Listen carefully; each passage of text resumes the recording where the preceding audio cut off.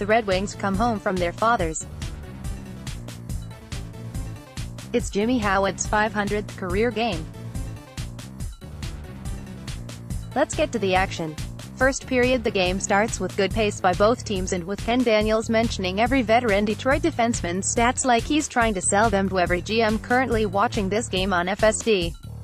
As per usual, the best chances for Detroit are coming early from Dylan Larkin and Gustav Nyquist. The most interesting thing to happen in the Red Wings zone prior to the first commercial break is Jonathan Ericsson and Brady Tkachuk suddenly deciding to throw knuckles at one another, because Tkachuk was mad at Ericsson for poking him with his stick to establish the gap coming into the zone. Ericsson won the fight, but he didn't ragdoll the kid or anything. Immediately out of that commercial break, Ryan Dzingel gets a great chance breaking in and beats Howard, but doesn't leave himself enough angle to get it in past him. The Wings follow this up with good chances by Vanek and Green at the other end. Moments later, Abdelkader receives a backdoor feed that he bobbles before he can get a shot off, and I'm frustrated. Just after the halfway point in the period, Detroit breaks the tie as Dylan Larkin makes a stretch pass out of his own zone to Anthony Mantha at center. Mantha bumps it to Andreas Athanasiou, building speed through the neutral zone, and AA burns in around the defense, cuts across the goal, and deposits it in to make it 1-0 Detroit. From this point, Detroit carries the momentum into several more good shifts, especially from Michael Rasmussen, who gets a few good looks from the dirty area in front of the crease where he belongs. He also gets good looks from Green and Glendening. Unfortunately, Ottawa was able to regain momentum later on and ended up tying it with under 4 to play. Larkin loses a face-off in the Wings' end and a point shot is bumped to Brady Tkachuk standing in front. Howard is caught squaring to where the original shot was going, and Tkachuk finds the open space to make it a 1-2-1 tie.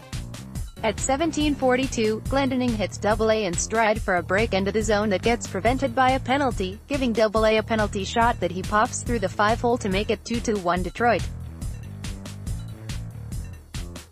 The score, 2-1 Detroit. The shots, 15-15 standout players, Larkin, Nyquist, Athanasiou, Rasmussen. The period all summed up, Andreas Athanasiou snaps his finger and half of Ottawa's defense disappears.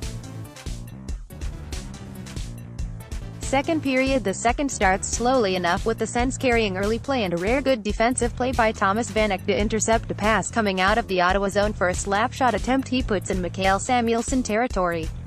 Things got kind of boring from there, but heated up again after the 7-minute mark. Ottawa got a number of good chances that either Howard stopped or they put wide. Mantha got a good attempt that he missed the net on, and then the Senators took a delay of game penalty going into commercial. The power play was not good. Let's not talk about it other than to mention that it gives Ottawa some momentum going forward. Anthony Mantha gets a breakaway chance stopped by Nielsen, and Danny DeKeyser makes his second good, very noticeable defensive play of the period. Of course, this all comes back to roost at 13:39 when Matt Duchene gets a pass from Balcers to enter the zone with speed and zaps a shot over the blocker to make it a 2-2 game. Detroit regains the lead as Darren Helm steals the puck from Dylan DeMello behind the Ottawa net and feeds it to Frans Nielsen for a quick snapper into the net. The period ends with Red Wings pressure on net but no additional scores.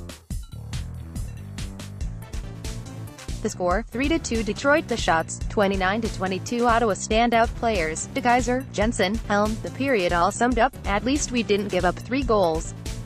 Third period, Ottawa comes out of the gate flying to start the period and the Wings hold tight. Nick Kronwall steps up and crushes Rudolph Balcers in the neutral zone, which makes Mark Stone upset.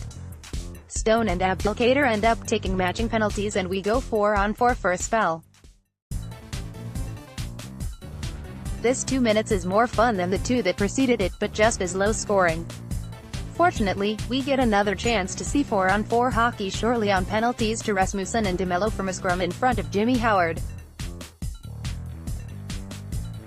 Again, we have decently entertaining hockey for 2 minutes and no goals.